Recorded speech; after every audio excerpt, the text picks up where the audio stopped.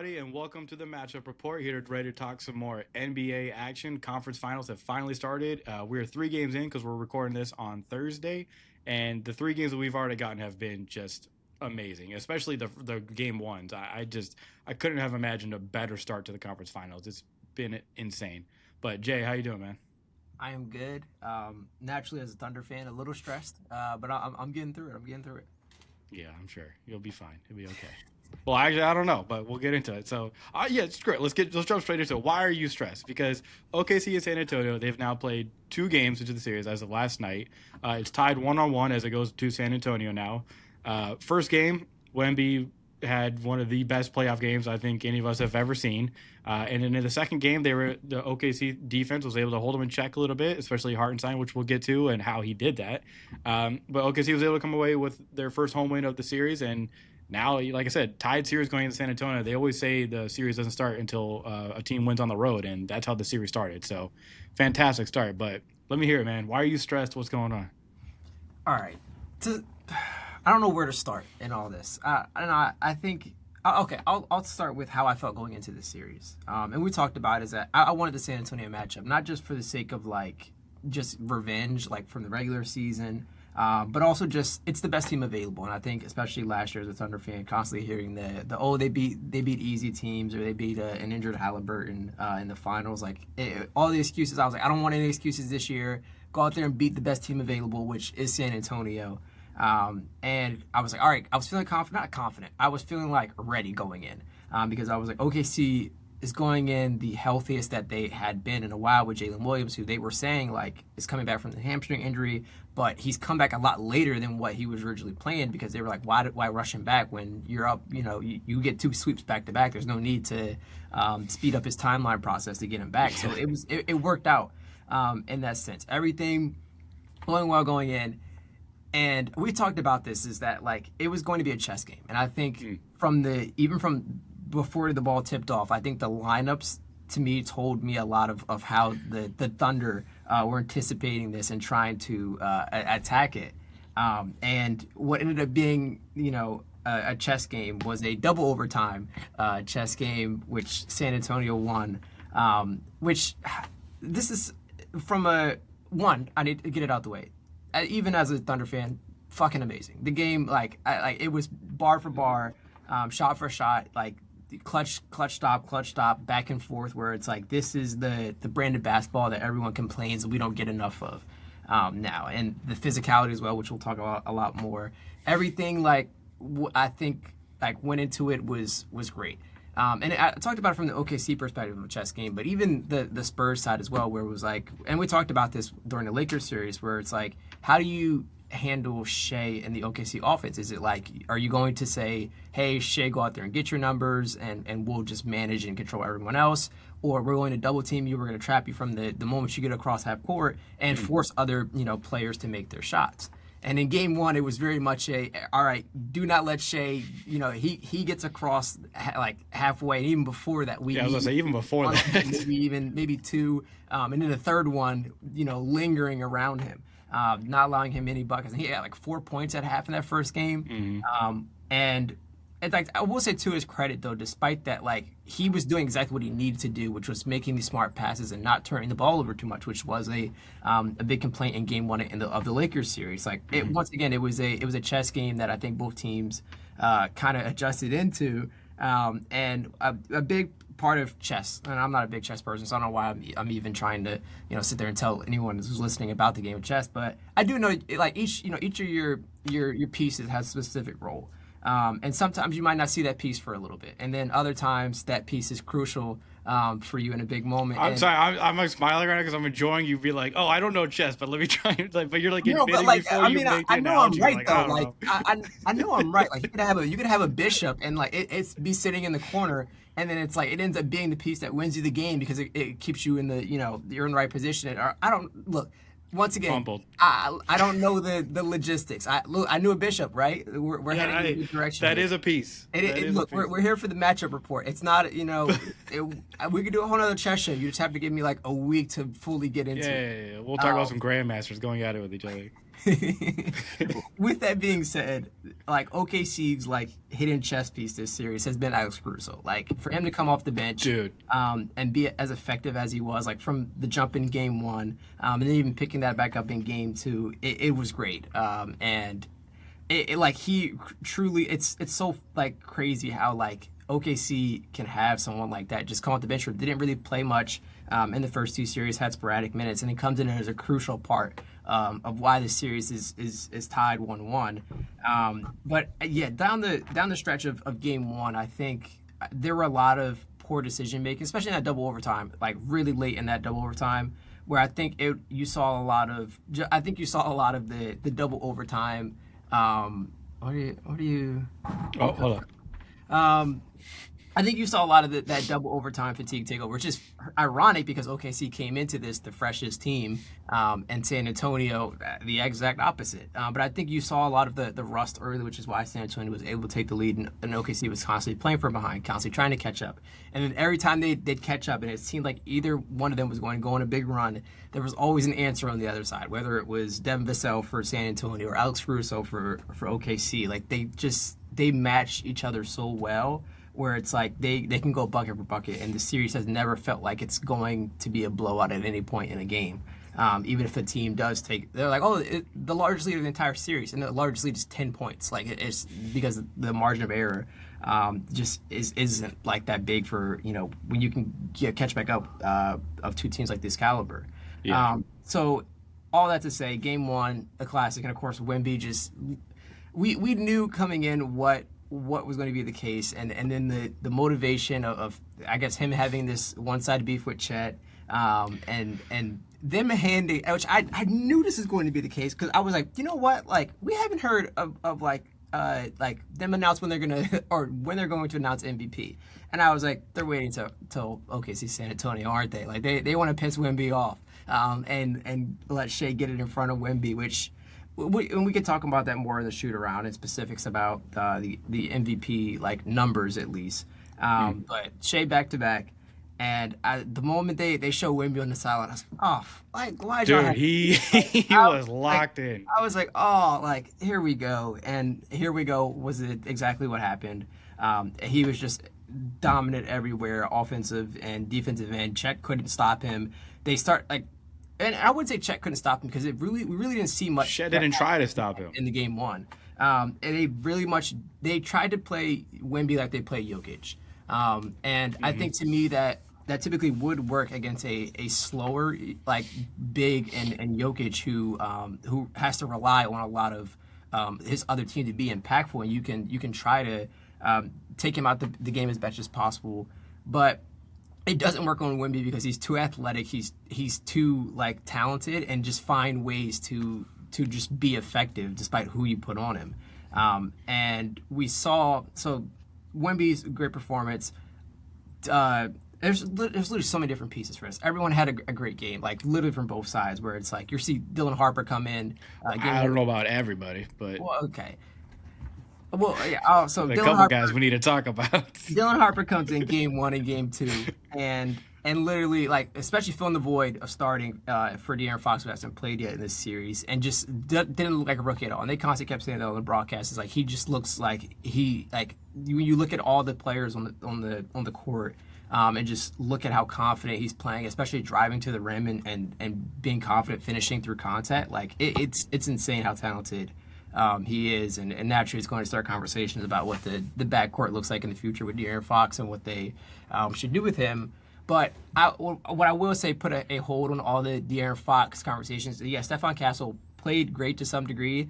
The turnovers were a big issue, which is why I think you need a De'Aaron Fox, especially late in games, to just dictate your pace and a lot of not just the Wemby action, but everyone else and contributing to the entire offense. And that's the one area that we've seen Stephon Castle really struggle with in the first two games. I think like one of the largest turnover ratios in the first two games of the series, which is insane. With I believe it's 19 turnovers in the first two games.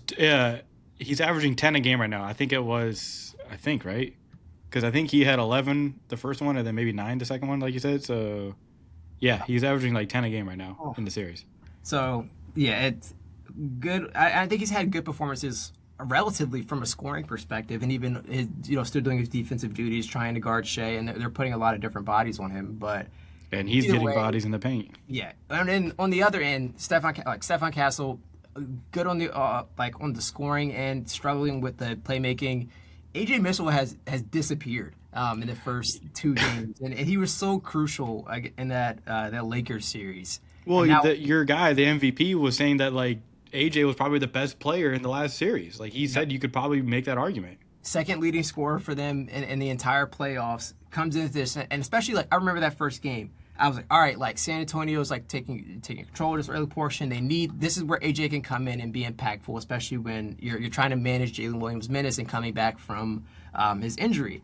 And I think a part of the big reason why we're seeing probably Jalen Williams re-injured is because he had to play so many minutes because AJ Mitchell wasn't stepping up to fill the void, and we had to see Jalen Williams out there in a double overtime game, fresh off his first real playoff game since game 2 in round 1. So it was insane.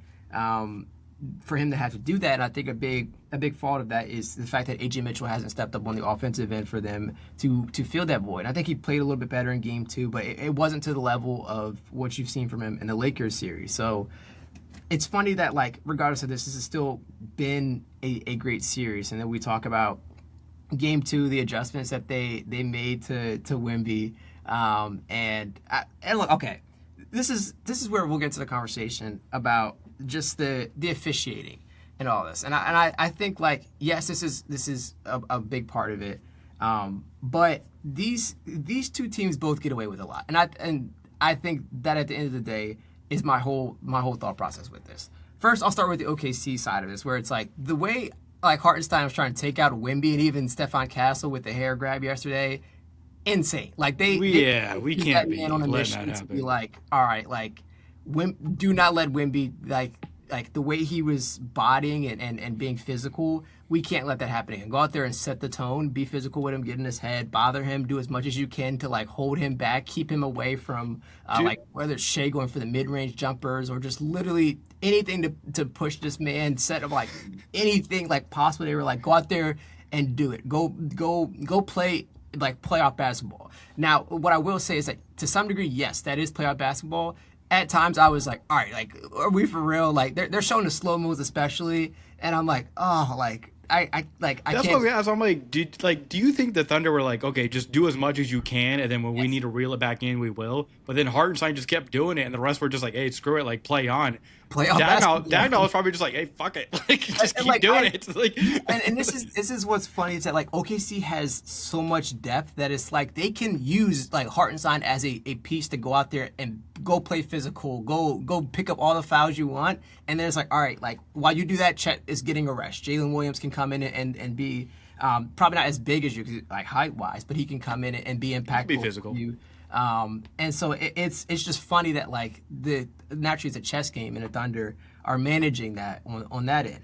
And then you look at the San Antonio side of this, and Wemby as well gets away with a lot. And there's a couple of times where they'll especially when it comes to offensive rebound or just rebounds in general, he'll kind of get a little push off, whether it's on Chet, whether it's on Hartenstein, or any of the smaller bigs that are, smaller wings that are on him, just to get extra rebounds. And now, does he have to do that? He's 7'5". He's probably going to get it anyway, but regardless. And then you look at how they're guarding Shea as well. You're seeing like Stefan Castle as well, like grabbing and holding him and turning him, and it literally goes both ways. And I think once again, like the playoff atmosphere is different, and I think we should once again keep in mind that this is separate, like not separate, but this is a higher level of basketball. People for years have been saying like we want to let them play.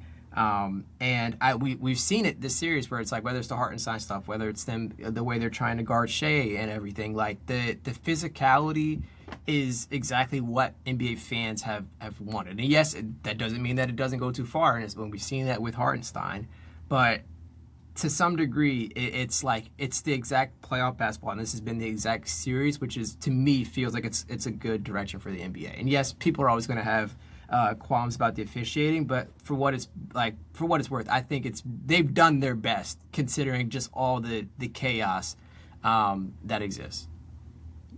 Yeah, I mean, well, damn. First, going to game one. Well, all right, no, let me start with the physicality part of it because it was very clear, even in game one, that that was kind of like OKC's plan. Like, just be as physical with Wemby as you can, and try to stop him from getting easier shots like close to the rim because like it's kind of impossible to stop him from getting to the rim, but it's just make it tough for him. Like you heard Kevin Garnett, like there was an interview where they asked him like, how would you guard Wemby? It is basically exactly what OKC is doing. They're like, pick him up as soon as you can. Don't let him get close to the rim. Like you're gonna dig into his lower body and make him work for everything that he gets to.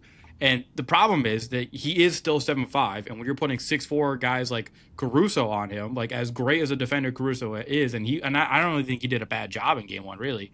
Like there's just only so much you can do as like when you have that size disadvantage, but you're just trying to wear him down, right? Like I think we saw in game two, like not that Wemby played poorly, but like you can tell, like, especially a lot of the team in general. I think the Spurs and OKC side both, but like the exhaustion was there, and when if you can keep being physical with a guy like Wemby, or like even like if you were on the other side of like a Chet, like any of these bigger guys, like it's gonna wear down on them, and I think that's like the overall plan. Like you're playing the long game when it comes to playing physical with them like that, like.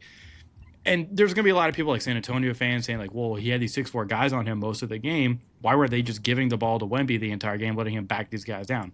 Well, one, it's not that easy. Like Lou Dort and Caruso and Jalen Williams, like they're not just gonna like let that happen, right? Like they're still grown men playing basketball. They're not just gonna get back down like that. And it's not like Wemby has like, yes, he has the size, the length, and all that, but it's not like he's like like a wide Shaq kind of build. Like he's just going to be able to back down guys like that at time. And if you do feed it to him that entire time, you're also going to just wear him down even more. That kind of plays into the hand of OKC even more. If you're just going to force feed Wemby, like he's going to be exhausted by the end of the game, especially in a double overtime game where all the energy that he had left over was extremely needed when he got to the end of the game. So I think the Spurs did a great job of handling how OKC was defending Wemby game one.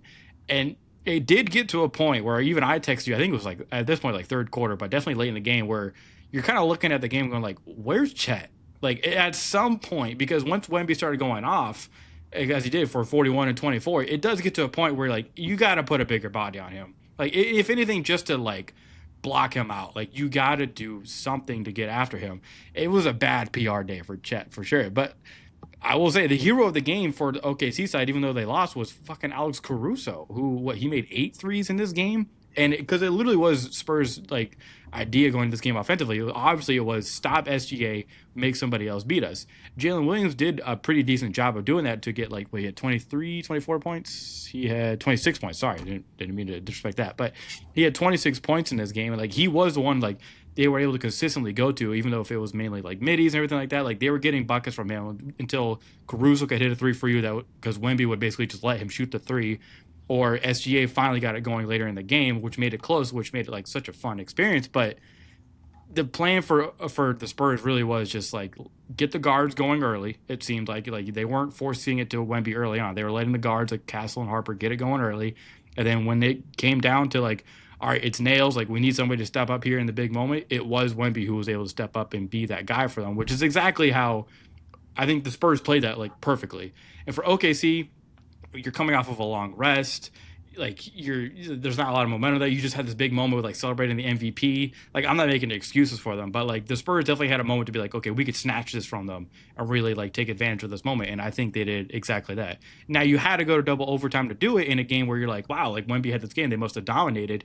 It took double overtime, and it was a game where I would say actually the Spurs kind of got away with a bit in this game where they only shot 30% from three. So it's not like they were like shooting all out the gym. But then also the turnover part, which you mentioned with Castle, but just the team in general, when you have that many turnovers, and I mean they had it was how many turnovers this one game? So game one, it was 21. Yeah, you had 21 turnovers, 11 of those from your starting point guard this game since De'Aaron Fox is out. And like look, Castle, like he's an amazing player. I did start to question halfway through. I was like, Dylan Harper did play point. Like, he is a point guard. Like, that is what he was trained up to be by his parents, who are fantastic basketball minds. That is what we've seen him do. It did get to a point where I'm like, should we let Dylan Harper? Like, I know part of me is also like, Dylan Harper's so good off the ball and he's doing such a great job. Maybe we just don't mess with that.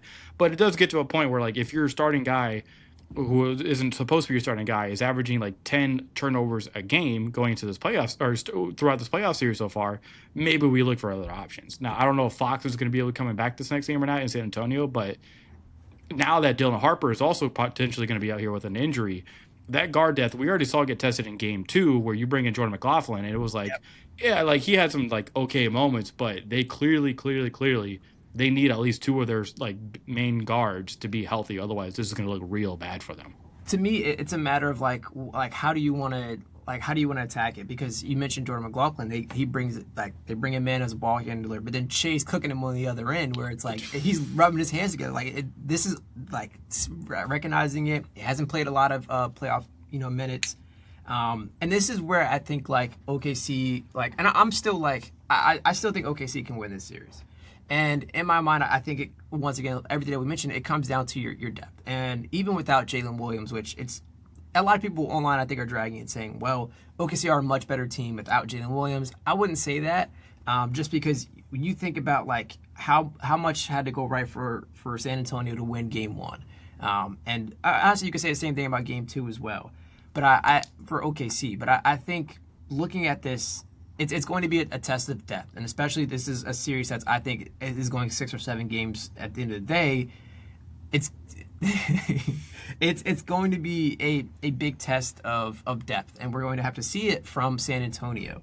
And when you have like Luke Cornett come in and struggle, you have Keldon Johnson, who has played decently, but not the 6-man of the not what you needed from him. Like I think San Antonio's bench is going to play a bigger role in this series than I think Wemby or any of the ball handling and playmaking aspect will be for them, because I think Stephon Castle will clean it up a little bit. But OKC is a team that forces turnovers. Like to me, it feels inevitable that like they're going to be effective with that. And whether it's Cason Wallace, like right there, the moment you cross like half court, he's there, and especially it feels like. The moment the ball is like it comes across him, especially those like he's diving on the ground. He's like if not he's coming out with it, he's at least like pushing it away and making it difficult. So either way, I look at this and say like you can rely on OKC's bench, and especially in Game 2 where you see Jared McCain. Brother, I was about to bring that up. He took the second most shots on the OKC Thunder in a Game 2 of a conference finals, and it's exactly what they needed to like literally like.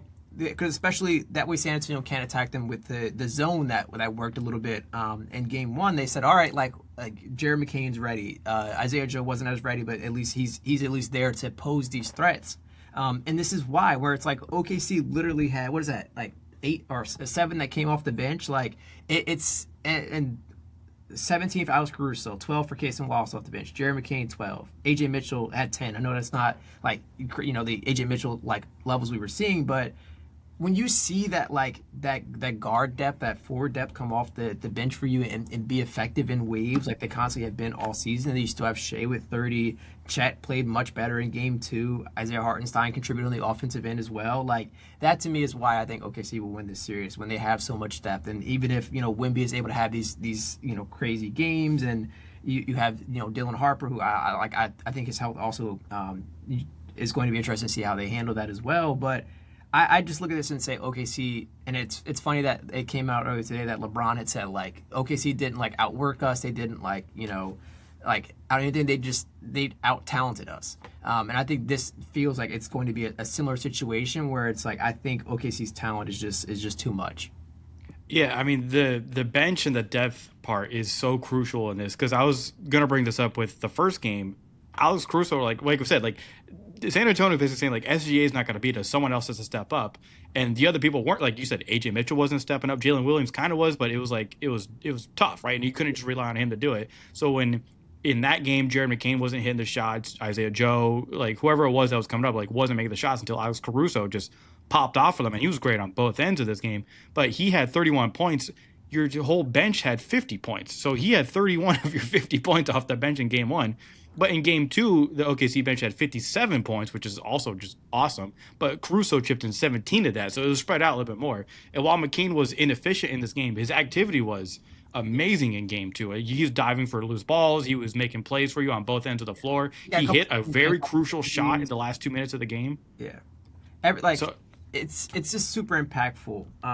Like to have players like that to you can bring in waves and energy, and especially because San Antonio have played a lot more basketball this season, and this is a series that we think is going to go deeper. You're going to have to rely on these players to step up. You're going to need more from Keldon Johnson, and I think like not to say that like I'm fully discounting San Antonio because like I still think like they're going to make this series interesting. I just think when you the first two games are always a feeling out point of where we're heading the entire series, and I think we've seen where both teams excel at, which ironically they're very similar teams, and they constantly like talked about this in the broadcast. Like Reggie Miller, like it's like looking in the mirror for these two teams, and it's like like it kind of is. Like granted, like Chet isn't the level of like Wemby, but you have this 7-foot presence who does everything.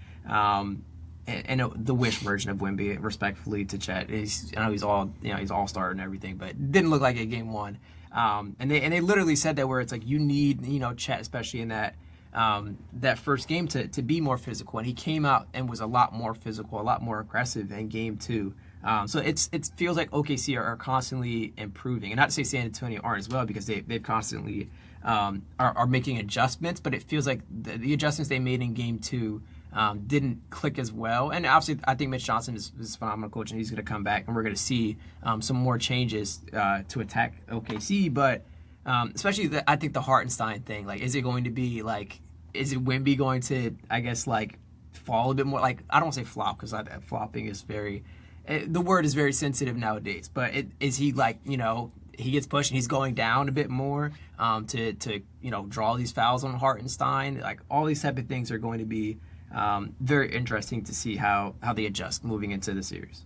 Well, I was going to ask you lineup wise for OKC. So we saw them beginning of game one, they started Hartenstein, then they went away from that where they put, I think it was Caruso started for him in spot like for the second half of game one. Yeah. But then game two, they go back to Hartenstein starting. They're just because they basically told him like, go out there and be, modern day Dennis Rodman, which he did a great job of doing, honestly. Like he did his job, but it was also kind of like weird where like everyone was like, all right, the refs aren't going to stop this, and this is just what the game's going to be.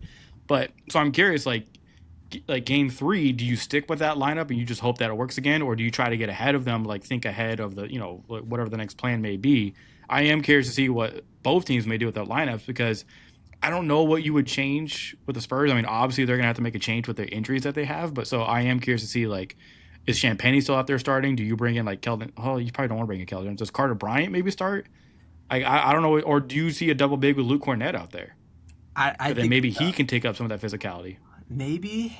And this is the fun part of this is trying to decipher it. It's funny, like, I think OKC's game two starting lineup, I think, was the most unique I've seen it all season, which is crazy to say considering they've had so many rotations, but it's essentially like a triple big, where it's like you have because of Lou, like you have like Isaiah Hartenstein, Chet Holmgren, and then Jay Will on you was like on the court as well, who's essentially like your third center, basically as your small forward. And I think like even something like that is unique. I don't know if I like that from a scoring perspective because I don't think Jalen Williams can bring this or Jay Will can bring the scoring perspective that AJ Mitchell can. But with AJ Mitchell's struggles, like, it makes sense why you're like, all right, like we can, we'll be a bit more cautious about this. So it's just going to be really interesting to see how they attack this. What does it look like? And for both teams, whether it's like San Antonio, I don't think Luke Cornett is going to help because I think you have like even if OKC has bigs like Chet on like I don't know if you go like Hartenstein on Wemby and then Chet on Luke Cornett because I think the Chet matchup there is he can win that and it's not to say it's easy for him but I think it's winnable. So it really is just going to be interesting to see how both teams continue to adjust throughout the series. But I think when you consider the adjustments and everything that's going to be made, I think OKC can make more to continue to force San Antonio into difficult positions than San Antonio can OKC. Yeah. All right, before we move, because we've been talking about this for a while, I have a couple more points and players that just need to be shouted out in general. But I did also have a question for you at the end. One more final thing, and for, at least on my end, and I'll shut up. Like seeing, like I felt pretty good in that first, or I don't know if it was first overtime or towards the end of that fourth quarter, and I was like, all right, OKC has a nice lead. and then I saw Wimby pull from 30 fucking feet, and that like that was when I was like, yeah, no, I lost confidence like in that moment. Like The shot chart they showed for that game, where it was like every single shot up to that point was in the paint, like basically borderline like restricted area shots. And then out of nowhere, the first three he takes of the game was for it to be that, and for it to be such a devastating spot to take that three, given OKC's history. Like the Steph Curry stuff afterwards was just first of all, it was beautiful. Like I don't know, I'm pretty sure it sucked for you, but like for everyone else in the world, it was awesome. Like that was just like I'm not even saying because I hate OKC. It was just a beautiful basketball moment. Like and then just like dude.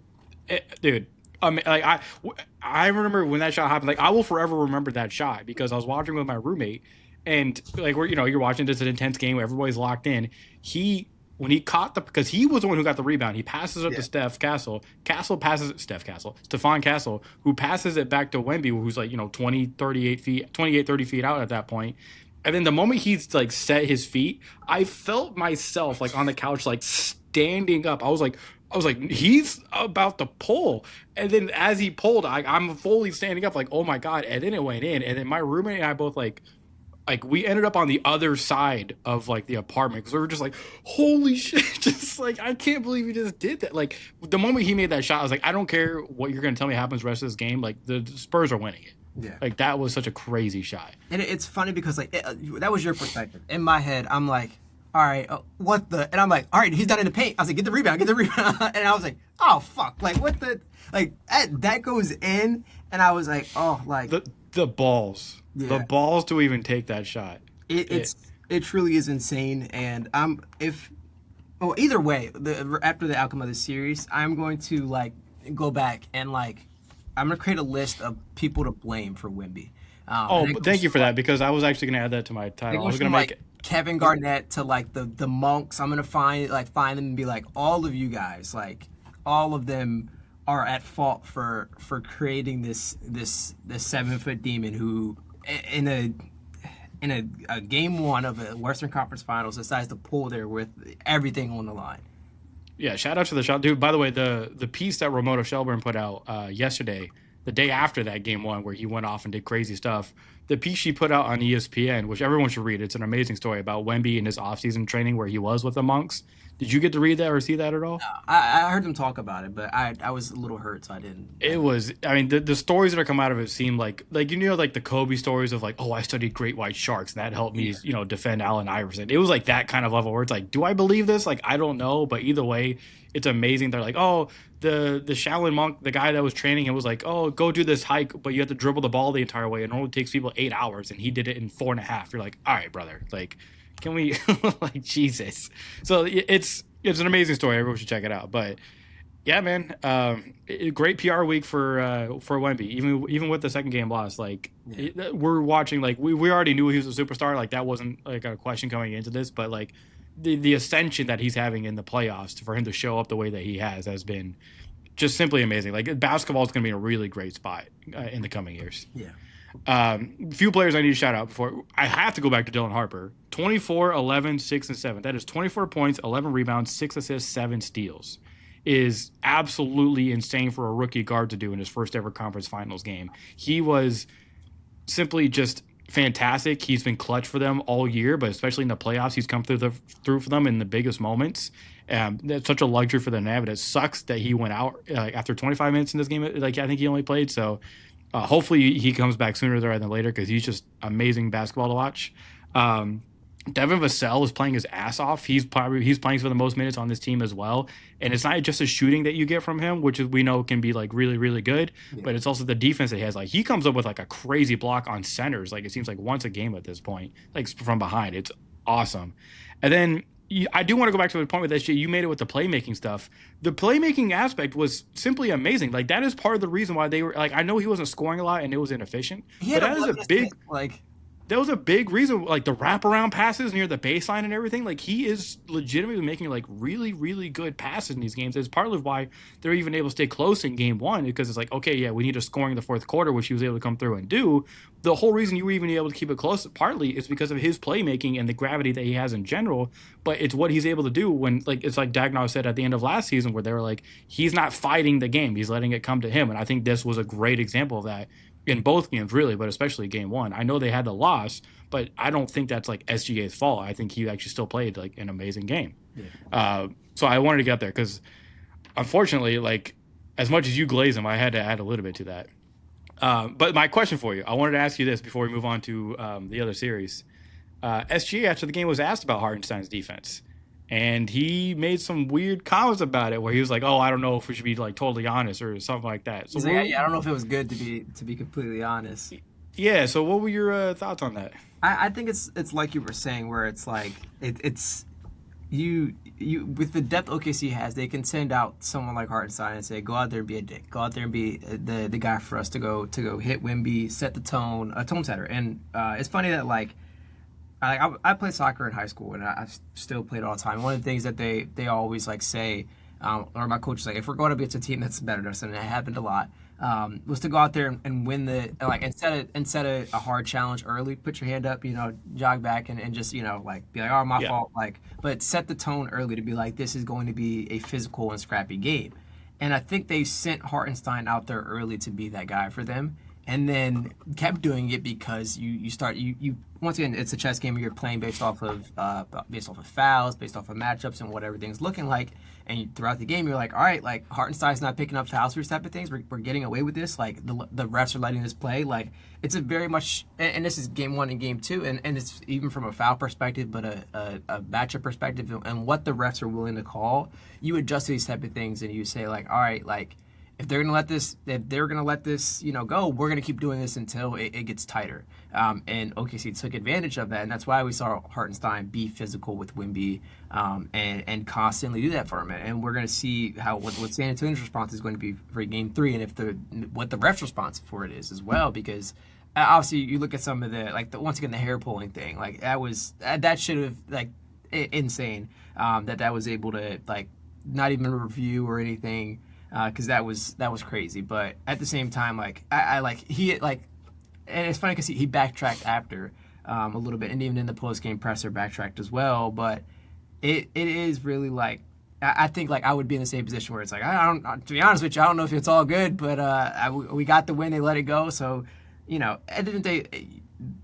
And it's the same way that like people will criticize Shea for flopping, and it's like if you're drawing more attention to the contact that which they are there, and even there were a lot of criticisms for him, like constantly going down to the ground a lot in game 2, and it's like they're blocking the landing space. Like there's only so much that you can do in that spot to avoid injury. Like all of these things, like you're figuring out what they look like in game 1 and game 2. And deciding what things are going to look like moving forward for game 3 and 4, which is why we're seeing the talks about, or we're talking about it now, and why game 3 tomorrow is going to be so interesting. Yeah, I mean it's going to be, I don't even like whoever you put out there, that game's going to be like I can't miss a minute of either of these series, honestly. Like it's been hoops nirvana. Like that's what I'll call it. It's been hoops nirvana. And these playoffs, man, like we talked a lot about last playoffs, like how fun they were. These playoffs have been like, I think equally as fun, but there's like an extra level of physicality and hate this year that just kind of like adds like a little bit extra. That's like, ooh, this is good. Like I'm loving this. Not to shout out McDonald's, but all right. Let's move on. You got anything else for this? No. Okay. Did you get all of your system? Yeah, I've been holding on to that for 2 games, so. Okay, good. Yeah, it was funny, just a little behind the scenes for everybody. I texted you. I was like, so when do you want to record the next show? You're like, well, let's do it Thursday so we can have one more OKC game. And I was about to text you back, but I was like, nah, I'll leave it be, because I was like, yeah, he definitely wants to be like, oh, well, we had a win, so now I can be a little bit more. No. That wasn't, I was genuinely like, all right, like if by the time we record, like not to say this New York Knicks and Cleveland Cavs series hasn't been as good, but when you come off that generational game 1. And you're like, all right, like now I got to get a game 2 just to see how things are going. And it was more that direction. Like I would have been okay recording yesterday as well and coming in, and you would have seen me mope the entire show. Yeah. while I'm watching the OKC game, and I would have played along into it. But now I can sit here and I don't have to wear a hood, and the lights aren't all dim and everything. Next time we record, that might be the case depending on a loss or Hey, whatever. we'll see. Hey, at least you're not a Cavs fan. Yes. Speaking of, New York and Cleveland, they're about to tip off. We're recording this, like I said, on Thursday. It's about 5 o'clock now, so the game is about to tip off. We know it always takes like 15 minutes, but so that game's about to go. Game one was also one of the craziest games I've ever seen, like playoffs or regular season, but for a completely kind of different reason than what we saw with OKC and San Antonio. So this game was close for the most part, especially in the first half. Like at the end of half, it was 48, 46 Cleveland at the end of the half. You're like, okay, back and forth. Like it was funny because they made note of it during the broadcast. I think it was Reggie, where they were talking about like New York's only scored 23 points in each quarter. It was first, second, and third quarter. New York only scored 23 points. And Cleveland went 16, 32, 35, right? So they started to take the lead because by the end of the third quarter, it was 83-69 Cleveland. And I'm kind of rushing through most of this recap because it feels like the fourth quarter is all that really kind of fucking matters for this game with what happened. 83-69 for the Cavs going into the fourth quarter. At one point, they even added to that in the fourth quarter where it was 93-71, a 22-point lead with 7 minutes and 52 seconds left. And then Jalen Brunson happened. The King of New York, which I will gladly call him because he has rightfully earned this title. And there's another conversation we have about this later that I thought was interesting. But the Knicks go on a 22-point comeback, going 44-11 scoring run. And most of that being Jalen Brunson just absolutely destroying James Harden on drives specifically. Jalen Brunson made 1 3 this game. He had 38 points. I think 15 to 18 of that was in the fourth quarter, especially during this run that they went on. And it was literally like, okay, I'm getting James Harden. Like watching this it got kind of funny at one point because it was like, okay, Jalen Brunson's got the ball. They're going up in transition. And then it's like you look and like James Harden is the one picking him up, like picking the ball up. And you see every single other New York Knick clear out. It was like he was coming up the right sideline. James Harden's right there waiting for him at the top of the key, like kind of like near the wing. And you literally watch like Cat, Hart, like all of them. They're just like, okay, they all go to the left. And then 2 seconds later, Jalen Brunson's at the rim finishing a layup. You're like, oh shit. And it was over and over and over. And there were contributions from other people, right? Like Landry Shamet made like a big three, shout out, another former Sixer, like made a big three for them towards the end there as well to help them get to overtime, which by the way, it went to overtime after there were some other missed shots from Cleveland. Harden and Mitchell barely did anything in the fourth quarter, especially once this run started. They were both inefficient. The turnovers popped up again, which has been an issue for them all play. I mean, an issue for a lot of people throughout these playoffs, but like for Cleveland, it's really starting to show. And dude, they get to overtime thanks again to Jalen Brunson tying it up in the end there. And they go on a 9-0 run to start overtime, and you could just tell like Cleveland was cooked. Like once this comeback like was completed and the game got close, I'm not even gonna say when it got tight. Like once this game got close in the fourth quarter towards the end there, you could just see the body language in the Cleveland. It was just like, dude, they're done. Like they're absolutely done. And there's a video of Jalen Brunson like talking to his team afterwards, and he said like that moment he was telling them like, I wasn't even telling them like win the game. He was just telling them like, let's go out here and fight. Basically, have some pride. Take it one possession at a time. And if anything, we'll just take that momentum going into the next game. But that momentum ended up being him just completely fucking taking over and basically winning this game for New York and cementing even more of what has become like an insane legacy for him there in New York. So I don't know what else to say other than just like, dude, I'll tell you my notes, exactly what I said. Because I was taking these while watching the game. My first bullet was, holy shit. And then my second bullet was, holy shit, Brunson, the drives. And then it was just ended with, oh my God, Cavs. Like that. And this has been a conversation. There was a good article about this on The Athletic. This probably, you can easily make an argument, worst playoff loss in Cleveland Cavaliers history. When you compare, like, you have the Michael Jordan shot, right? The famous one where he jumps up and, the wrong person guarded him, I guess you could say. You have the LeBron James final year. This is from the article that they were talking about. You have the LeBron James final years with them when they were going against the Celtics before he went to Miami, right? Those series. And then you have, there was one I kept forgetting about that they mentioned, but then there was this one too. And I was like, it might be this one. It really might be. This might be the worst playoff loss I've seen for that franchise and for any franchise in a long time. And I'm a Sixers fan. Yeah, I was gonna say you're kind of unfair in this to comment. I don't like you've had some bad losses. Well, but You want to pull back those Chris Paul years? yeah, that's fair. I just this first game I think said a lot. Well, obviously, but I think the biggest thing for me is that at any point, actually, this series we came in with the mentality of like, all right, post Detroit series, that this Cleveland team was heading in the direction that they needed to be, where it's like you're seeing Donovan Mitchell be the elite scorer that he is. You're seeing James Harden contribute. You're seeing their defense show up as well with Jared Allen and Evan Mobley.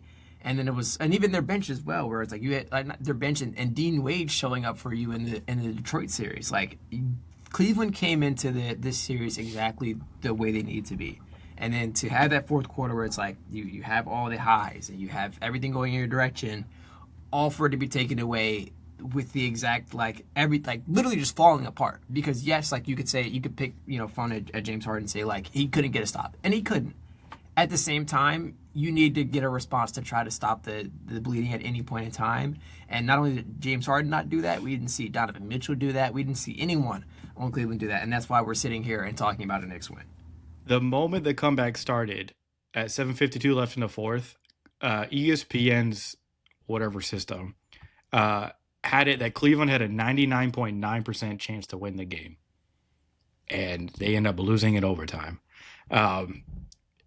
There's the whole conversation about the timeouts as well with Kenny Atkinson, where he mentioned that he doesn't like to waste them. I always hate when I hear coaches like talk about how they like to use their timeouts after a game where they were so irresponsible with those timeouts, whether they used them up too early or in this case just didn't fucking use them. Like the moment that game got down to like where it was like, okay, like Jalen Brunson's popping off and they're within 10 points, there should have been a timeout like right there. The moment that 10-0 run started. But for them to just hold on to it and for you to go into overtime having not used two of your timeouts when you get two fresh ones going into overtime, like that is literally use or lose. And he lost them in a game where you had an insane comeback by a team where you could have tried to stop momentum, to make an adjustment, to leave James Harden out to dry, basically. And he just kind of held on to them. And then after the game, he's like, "Oh well," it's like, dude, you fucked up. Like you should have used your timeouts. Like I don't want to hear any other argument for it. Like the other way, like, oh well, the players. At some point, you got to call a timeout and help your team out.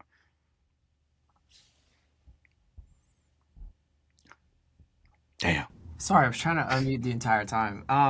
Yes, I agree with you. And this is literally a former coach of the year here, and like he is a really good coach. He you should know at any point in time. It's like, all right, you get a nice little run. Not only do you get a nice little run, but you see the crowd die down or start to get lit in New York as well. Yeah, you get that crowd going. For me, it's I don't want to say it's common sense, but you look and say like at some point you got to be like, all right, like we need to get like us calm, recollect ourselves and go back at it again. And at no point did that happen. No, I mean, once you have former Knicks players jumping onto the court themselves to help celebrate this comeback that's happening, it's like, dude, this game is like, it's so out of your hands at this point. Like that's the whole point. Like this is where you need the coach to call the timeout, settle everybody down, like say something other than clapping your hands on the sideline saying like, all right, you got it, Harden. Guys, you got it.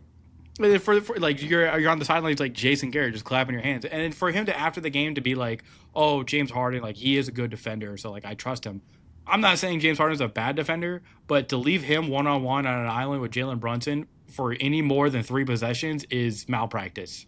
I'm sorry, you can't do that. This guy has proven time and time again how close. Yams, collard greens, mac and cheese, cornbread. These are. That was the entire fourth quarter in overtime right there. Yeah. Just looking at him and being like, all right, this is what you want. I'm gonna have to do this to you, and not one person can stop it. And it sucks for me. I'm such a big James Harden fan. Like I truly am. Like his MVP seasons were some of my favorite basketball ever to watch. But every time stuff like this happens to him in the playoffs, I'm just like, God damn it, man. Because it's like the defense was bad this game. The turnovers, again, very bad. He had more turnovers than he did field goals, and he was 1 of 8 on threes. So not great. And I'm not saying it's all his fault. Obviously, the whole team here has it's the whole damn tape. Like it was all of them, bro. Like shout out Jason Kelsey. It was the whole team. So wait, you had a question for me. I'll ask you this question. Like, what do you do if you're Cleveland going into this game? Here's where I'm confused. Why did you trade for Keon Ellis? Is he not a good defender? What is like? And I'm not saying Dennis Schroeder's the answer either, but like we gotta throw somebody out there, right? We just saw, and this is maybe where you take something from OKC's book, where you're like, all right, screw it, we just need to send somebody out there to be physical and try to stop Jalen Brunson. And this is the problem that we all kind of knew Cleveland was going to have going into this, because it truly is like this is the question for the series that you just asked me is who's guarding Jalen, who can stop Jalen Brunson on this team. And it's like, yeah, you have a defensive player of the year guy in Evan Mobley in your team, but he's not going to be like, that's not his matchup. Like, that's not what he's going to be doing. Donovan Mitchell, hell no. We just saw what happened to James Harden. I figured it was going to be, and I think it probably kind of mostly was like Dean Wade or someone like that. You will not believe who just got scored on for the first bucket and who scored on him. It was a Brunson over Wade. It was Brunson over Harden. I mean, hey, Kenny Atkinson, good luck to you, brother. That's all I'll say. Good luck to you, brother. Good Lord. And Karl Anthony Towns hits a 3 right away. All right. Oof, good Lord. Yeah, I don't know, man. Cleveland, like, you have to lean into your defense more. Like, your defense used to be something that, like, you guys could rely on way more. And we saw you be able to do it a little bit against Detroit. The problem is you were able to get away with it with Detroit a bunch because Detroit couldn't keep up with your offense because it was basically Cade Cunningham or nothing. So now you're going against a team that can match you defensively and that can just outpace you scoring-wise at any moment, which we just saw that between the starters that they have and even some of their bench depth when you're getting contributions from a McBride or a Shamet or even, Robinson or Jordan Clarkson. Like, these guys can also step up for you. And Cleveland is kind of having the opposite issue here where it's like, who is stepping up for you besides your starters? Because I'm not seeing, like, besides Strus, who I think I don't even think Cleveland is in these conference finals without Max Strus.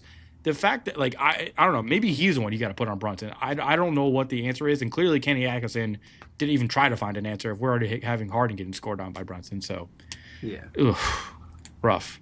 It's interesting, and I think for me, like, ironically, I think your best bet at this point, like, might just be like, all right, Brunson's going to score. We just need to hit our shots better and be more effective on the offensive end and try to get good looks and just hope that you can rely on your offense. And yes, like, continue to be effective and lock down the paint. You have Evan Mobley and Jared Allen for exactly that.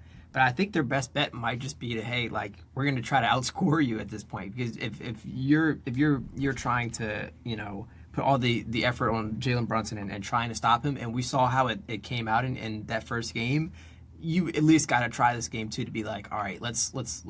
One, call a timeout, recollect yourselves, and then get better offensive looks, especially right out of the timeout to try to get some offense started and try to get some rhythm. Yeah. Final thing for this, before we move on to shoot around. I don't know if it's as much as a question, more of just like a fun conversation topic, but like on ESPN, because like I said, they have ESPN. I want to work at all times, so good and bad, I have to watch it all day while I'm there. But they were talking about Jalen Brunson. If the Knicks win the finals, is he the best New York Knick of all time? Oh, honestly, I was saying yes. I think it depends. I think the only people that would disagree with that as a New York fan are going to be the ones who are still holding on to the titles that they had in the 70s. We're saying like, oh, well, you weren't there. Who cares? It's been 50 fucking years. And this guy is delivering on you what's been promised since the 90s, basically, when you guys had Patrick Ewing and whatnot. Forget it. If Jalen Brunson wins, he's the best New York Knick of all time. How could you, there's arguments, right? You could say Clyde, Walt, like whatever, right? You can make those arguments. I don't think Patrick Ewing could make that argument at this point. But, like, I think in my mind, I hate listen. I basically hate the Knicks at this point as a Sixers fan. But like, just being completely unbiased here, Jalen Brunson is fucking amazing. And if he wins this title, if he wins a title with the Knicks, especially this year, I do think you can call him the best Knick of all time. And the Becky Hammond shit will be hilarious afterwards. As much as I'm a fan of Becky Hammond, brother, after what she said about Jalen Brunson those years ago, I was like, oh, you can't win a title with a guy like that. Hey, that would be that'd be pretty sweet for him. Yeah, it would be funny, funny and sweet for him. But I'm kind of still scared of that happening for New York, just because of all the stuff that would happen. Like, but people say that all the time about the Eagles. I know, but like, think about it though. Like, New York hasn't had any. Oh, it's gonna be crazier. Yes. And I saw the video earlier, and it made me laugh. And it was a guy who was joking around, of course, and he was like, 3 things that we could see happen if the New York Knicks win, and it was like the Statue of Liberty is getting carried around New York. It was the first one, and I was like, well, like, and he's like, don't even ask how they would climb it, how they would bring it down, how they would get there without a ferry. He was like, the New Yorkers would form a bridge and like burst it across with their bodies. And I was like, and that was the most like extreme one. The other one was like Eric Adams gets kidnapped and stuff. And I was like, there's so much crazy stuff that would happen, but I just like, at the end of the day, it would be sweet to see a team that like, in a franchise, especially has these diehard fans, very much similar to Philly, that we see hopefully finally get a ring. If San Antonio beats OKC, I'm a New York Knicks. Well, their first ring in 50 plus years. Yeah. Yeah. Well, yeah. I'll be happy with them. Like, one of my best friends, my roommate, he's a Knicks fan. Like, I'll support him, even though I hate the Knicks. But I'll be happy for him. And then the shots of New York, if by the way, this is all hypothetical. Obviously, they still have to win this series and then beat whoever comes out of the West, which seems insane right now. But if it were to happen, the shots that would come out of each borough and Central Park, I think specifically also as well, like, it'll be an amazing sight to behold. Yeah. All right. Anything else for this game? Nope. It's funny too as I'm watching this game as it's happening, and it's like, oh, it's 14-11 Cavs. Like, after what happened last game, I'm just like, okay, like, no matter what Cleveland does here, like, I just don't know if I can trust them unless it's like maybe you're up 30. But even then, who knows? Yeah. All right, let's move the shoot around. We got some stuff to talk about. What do you want to bring up first? So I'll first start with I don't know which one to start, because the two that I have, they both kind of contain each other. I'll start with the rookie teams. So the all rookie teams were announced, or at least our first team was announced, and on that team we have, of course, Cooper Flagg, Conkanupple, VJ Edgecombe, Cedric Howard, and then Dylan Harper as well on that team, which I think, to me, is exactly right. I wouldn't say there are any misses, any snubs with that, or anyone that I'm like, I think like those 5 rookies have been the best all season. I agree. I think Colin Murray Boyles and Ace Bailey could have made arguments, especially like later in the seasons. And if you were considering playoffs, you probably would just put Colin Murray Boyles in there right away. But no, like, I'm a big Cedric Howard fan, and that would be like the only one I would be like, maybe he would be replaced by a CMB or whoever. But I think they got it right, 100%. Yeah, you have Conkanupple, what he was able to do in Charlotte, and yes, I know the playoffs. Like, you could say Colin Murray Burrows his playoffs would have got him in here. Conkanupple hurt him a little bit in that Rookie of the Year race. It did hurt him, yeah. Which I think is dumb. It's a regular season award. Still stupid. Yeah. But either way, like, Con and Cooper Flagg were 1A, 1B in my mind, where it's like you can't go wrong with either one. VJ Edgecombe was like I think the clear one right behind them. And just because I think a little bit, you're just wanting to see a bit more consistency from him, especially in those big moments where it's like you constantly see Tyrese Maxey take over, and without Joel Embiid, without Paul George, when we saw a little bit of him, like those flashes when the Sixers were really like shorthanded, but consistency is going to be the big thing for him moving forward. And we see the way Dylan Harper is attacking the playoffs, but he's done this all season and has been confident and continued to progress as well. So everyone, I think, on that team, I looked at and was like, all right, that's well deserved. So that led to the game, and then following the game, it was announced that Jason Kidd would no longer be the head coach of the Dallas Mavericks. And as literally, he's my namesake. My mother named me after Jason Kidd, which I don't think aged the best. But it was 2003.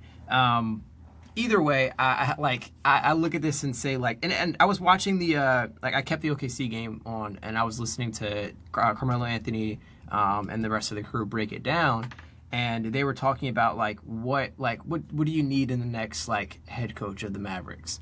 And I think for me, and they literally mentioned it, but it's someone to find out what this next role for Cooper Flag is going to be.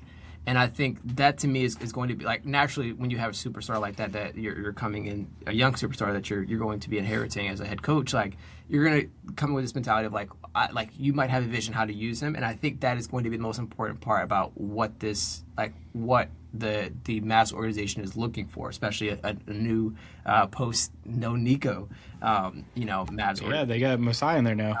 So and Carmelo Anthony talked about that and was he how they attacked the Denver situation when he was there and what that looked like. And I think I agree with him where it's Cooper Flag was used in so many different ways his rookie year, and I think we didn't really see him at the full potential of what we were hearing, where it's teams were wanting to capture the flag for him until the second half of the season, where it's he found that more that comfortable role and started to play the style of basketball that best benefited him.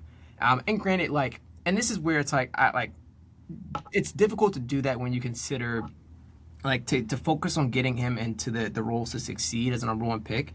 When you look at how the Mavs team was set up this year, and there really wasn't much you could do, where it's all right, we're yes, I'd love to get to play you in this role and do this, but we might need to have you play point guard for us because we literally don't have anyone else. It really was Jason Kidd was put in a tough situation really by Nico when you consider all the injuries and the trade for Luka and literally everything. It's the reason why the Mavs season was a failure, and a lot of that doesn't fall on him. So I honestly don't fault him for being in a position where it's you don't find out what positions works best for Cooper Flag until later in the season, because he's constantly trying to figure out what's the best for the team, and developing a rookie is difficult in that environment. So either way, not only does the coach come in with the mindset, or needs to come with the mindset of what do we do with Cooper Flag, but I think just the organization as a whole just has to take a step back and look and say what do we do with this roster? Yeah, and it's funny because we always talk about this with football, where it's they'll hire a new GM and the coach from the last GM is still there, and it's always okay, how long is this coach gonna last if things go bad? Because that's not the GMs always have their guys, and if you're going into a role where you don't have your guy right away, it's the writing's on the wall a lot of times. With this, it's one of those things where it was holy, they just got rid of him. It was just kind of came out of nowhere. But at the same time, since then, there's been more and more stuff that's come out where everyone's a lot of people aren't surprised by it. People that are tapped in, because they're at first it felt I was oh, people are just making jokes or whatever, saying oh, they're not surprised, Jason Kidd, yeah, he needed to go. I was what are y'all talking about? He's a good, he seems like a legit, I think he's legitimately a good coach. But everyone's point was yes, he can be a good coach and he can be good at developing players, like you said, with Cooper Flag and even Ryan Nembhard, who had a pretty good rookie season, all things considered. But the problem is yeah, it's his personality and his style that I guess grates on people after a long time. And look, so that's part of why I'm all right, yeah, you come in as a new GM. Part of me is if you just see the writing on the wall already, and you're okay, you're already hearing these things about your coach that you just came into, who's now that you're in charge of.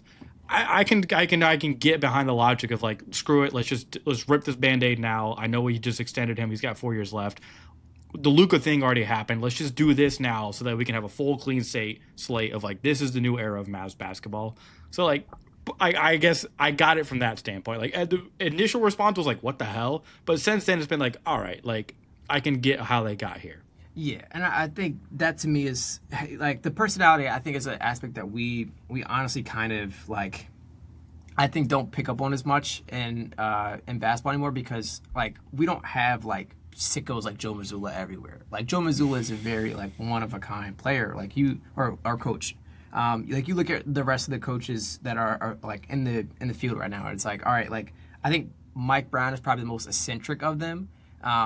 but Kenny Atkinson, you don't really hear much from. And Mark Daigneault's really quiet as well for the Thunder. Mitch Johnson as well. So like these top teams, like their coaches aren't like, yes, they're some of the best, like, you know, like the brains on them and like the things that they're doing on the court, insane. But like they're not personality type of people, and I think that it's very easy to forget that. That's a big part of just the you know, roster construction, and the player, just like everything that goes into a team daily.